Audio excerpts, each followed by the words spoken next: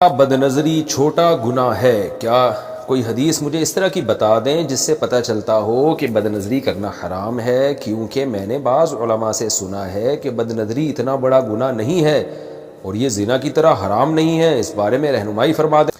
دیکھیں قرآن میں اللہ کا حکم ہے قل للمؤمنین یغضوا من ابصارہم، مومنین سے کہو نظروں کی حفاظت کریں۔ پھر حدیث میں آتا ہے کہ زنا العین النظر او کما قال صلی اللہ علیہ وسلم، آنکھوں کا زنا دیکھنا ہے۔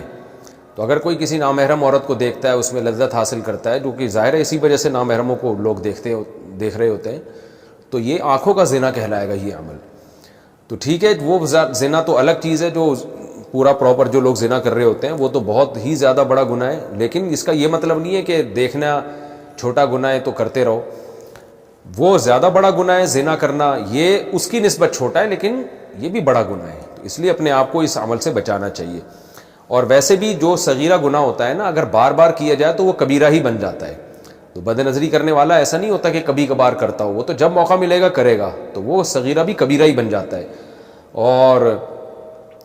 اور پھر دوسری بات یہ ہے کہ جب بھی کوئی آدمی صغیرہ گناہ کرتا ہے تو اس صغیرہ میں یہ خاصیت ہوتی ہے کہ کبیرہ کی طرف انسان کو لے کے جاتا ہے۔ تبھی قرآن میں آتا ہے لا تقربوا الزنا، زنا کے قریب بھی مت جاؤ۔ کیا مطلب؟ وہ کام بھی نہ کرو جو زنا کی طرف تمہیں لے کر جائیں۔ تو اگر آپ کسی نامحرم عورت کو دیکھتے ہیں، بے شک کبھی سال میں ایک آدھ دفعہ آپ نے دیکھا، یہ سوچ کے کہ یہ صغیرہ گناہ ہے، تو اس کے دو نقصان ہوں گے۔ نمبر ایک، یہ صغیرہ آپ کو کبیرہ کی طرف لے کے جائے گا آہستہ آہستہ۔ نمبر دو، یہ جب ایک دفعہ نہیں ہوتا، پھر جب ہوتا ہے تو پھر لوگ بار بار کرتے ہیں، تو پھر یہ صغیرہ خود بخود کبیرہ بن جائے گا۔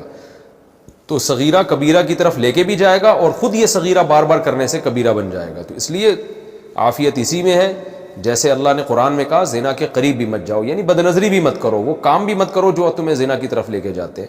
تو اس لیے عقل مند لوگ ہمیشہ اپنی نظر کی حفاظت کرتے ہیں، کبھی نہ چاہتے ہوئے کوئی غلطی ہو جائے تو اللہ سے توبہ استغفار کرتے ہیں اور پھر آئندہ اس عمل سے بچتے ہیں۔